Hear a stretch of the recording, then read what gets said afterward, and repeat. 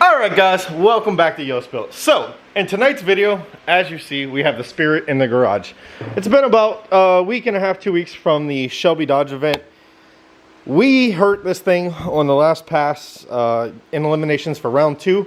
I am pretty sure the injector died. So I'm going to pull the injectors out, pull the plugs out, pull the cylinder head off, and intake manifold, exhaust manifold, downpipe, everything. I'm going to stick the injectors in the machine over there, test them, see what they test, if they all four work or not. Because if injector 4 is actually dead, then we know why the motor broke. If injector 4 works in the injector machine, then it's questionable why the motor broke. A little update though. You remember the Turbo Civic I put together?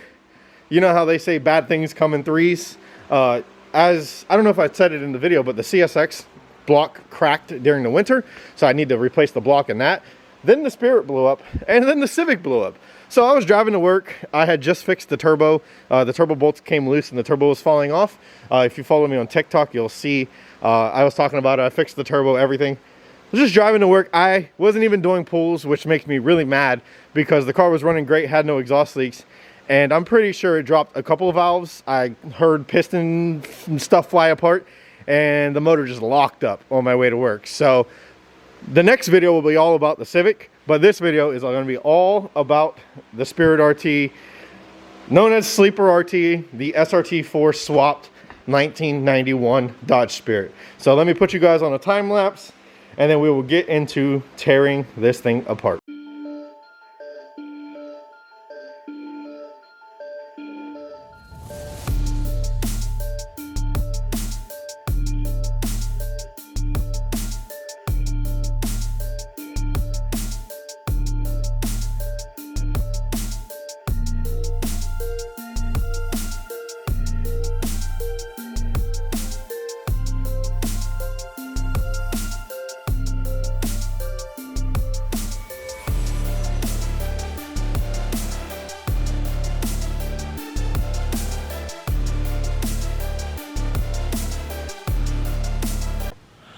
Well guys, after the time lapse, I completely pulled the motor apart, got the cylinder head off. Didn't want to bore you guys with the details. Pistons, turbo, cams, cylinder head, head gasket, everything. Did the brake fluid trick to check for the valve seals, valve seats, and everything. I'll leave this until tomorrow. Literally just flip your head upside down, lay it on a flat surface. Dump brake fluid or something thin, gasoline or anything, and just let it set in the cylinder combustion chamber. And if you come out tomorrow and all of it's gone, then you have a leak. So then you got to fix your cylinder head. Turbo manifold looks good. There's no cracks. If you know Srt4s, they're known for cracking exhaust manifolds, especially the stock ones. Head gasket, you can look at it, looks perfect. There's no cylinder to cylinder blowout or anything like that. These 3 pistons, the turbo, everything looks good. Manifold's full of oil. Here is what we found. We'll see if the piston will focus. I mean, see if the piston will focus. See if the camera will focus. Maybe. There we go.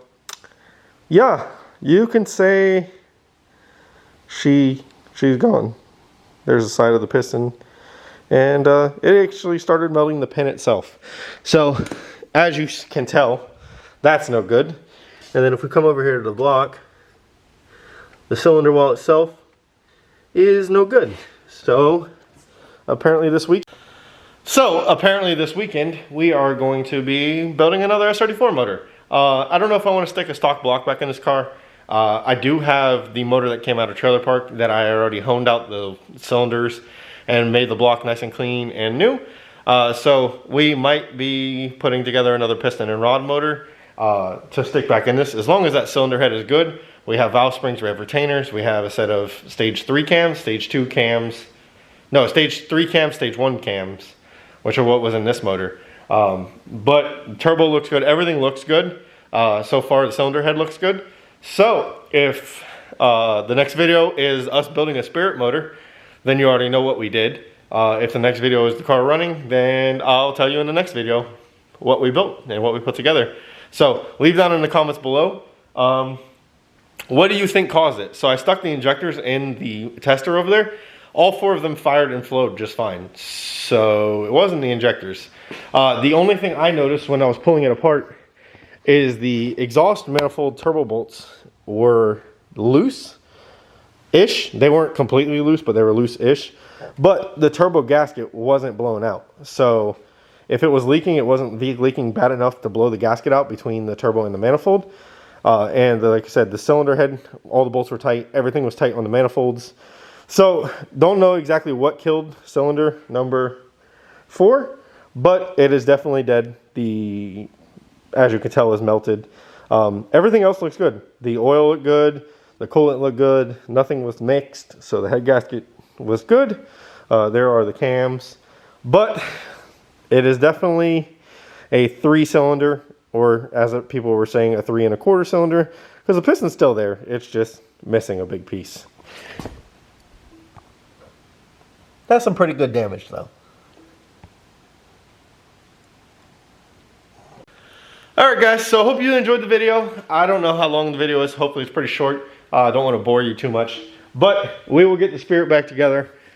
The goal is at least piston and rod motor. Like I said, I do have cylinder head, springs, cams, a bunch of options.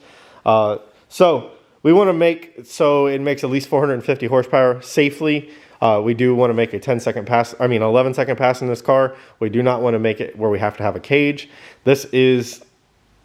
I want to daily drive it. I want to actually drive it around on the street. It does have full exhaust. It does have an in-tank pump and a factory gas tank. So street driven, 11-second car is the goal. But hopefully you enjoyed the video. As always, like, comment, subscribe, and let me know in the comments what you guys want to see. What do you want to see me putting the motor together? You want to see it back on the dyno? You just want to see it running? You want to see it back at the track? Let me know in the comments below. As always, hopefully you enjoyed the video. And you guys are the greatest. Let's get the Spirit back together.